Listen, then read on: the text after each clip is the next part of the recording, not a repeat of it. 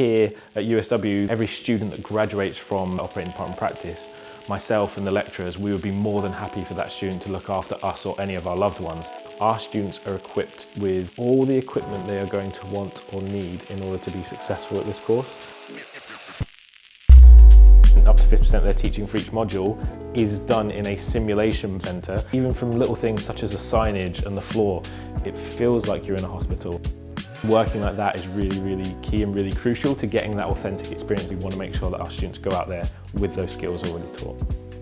50% of their time at the university, they'll be spent out on placement, getting that real hands-on experience. Placements are a unique experience that you wholeheartedly cannot simulate. The unique situations that our students will experience in practice, that can only really be done authentically when they're out on placement.